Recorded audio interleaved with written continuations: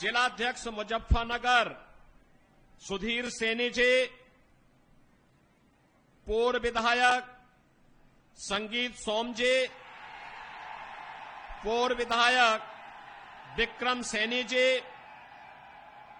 जिला प्रभारी मयंक गोयल जी, इंद्रपाल प्रजापति जी, सुखविंदर सोम जी, नीरज शर्मा जी, गौरव चौधरी जी, यशवीर चौधरी जी, हरपाल सैनी जी, चंद्रवीर चौधरी जी, सुनील भराला जी, लोकेश प्रजापति जी, विमल शर्मा जी और भारी संख्या में उपस्थित सरधना क्षेत्र से उपस्थित बहनों और भाइयों, वीरों की इस भूमि को अन्नदाता किसानों के परिश्रम और पुरुषार्थ से सोना उगलने वाली इस भूमि को, भारत के इतिहास को बनाने वाली इस धरा को नमन करते हुए वासंतीय नवरात्रि की द्वितीया तिथि को मैं आप सबका हृदय से अभिनंदन करता हूं। बहनों और भाइयों, मैं अभी जम्मू कश्मीर के उधमपुर से आ रहा हूं। आप अनुमान करिए, जैसी सभा यहां पर हो रही है, इतनी ही निश्चिंतता में वहां पर भी मैंने सभा की है।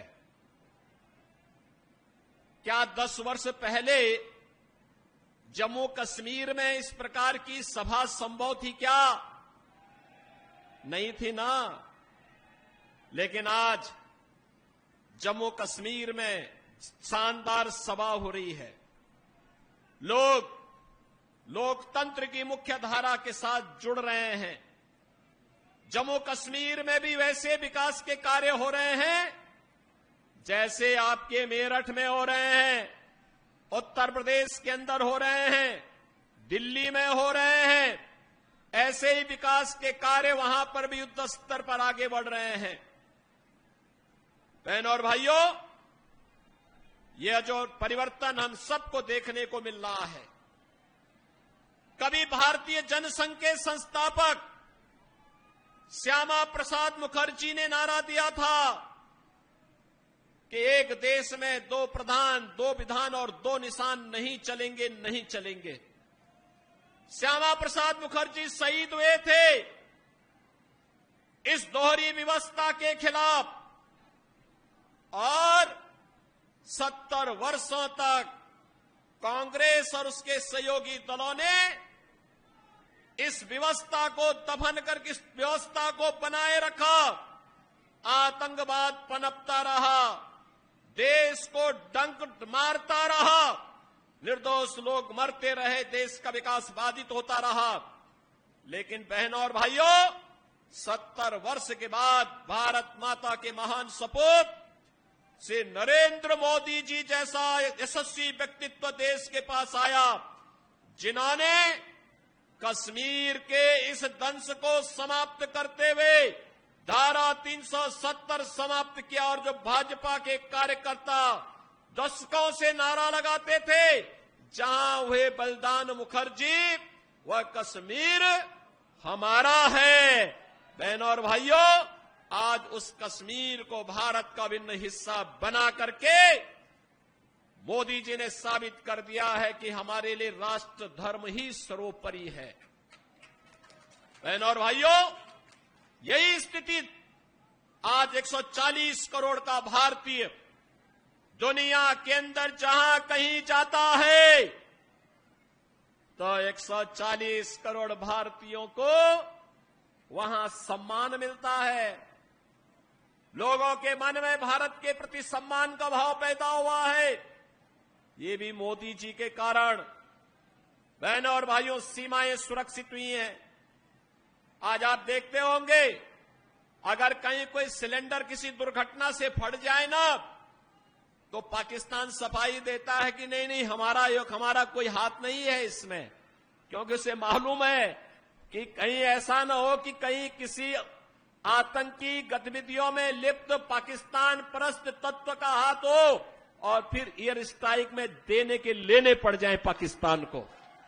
बहनों और भाइयों, ये सारे और पराक्रम भारत का जो देखने को मिल रहा है, ये मोदी जी के नेतृत्व में भारतीय जनता पार्टी सरकार के कारण देश के अंदर इंफ्रास्ट्रक्चर का जो कार्य हुआ, highway, railway, metro, expressway, IIT, IIM, medical college, और मेरठ को तो कहना ही क्या है।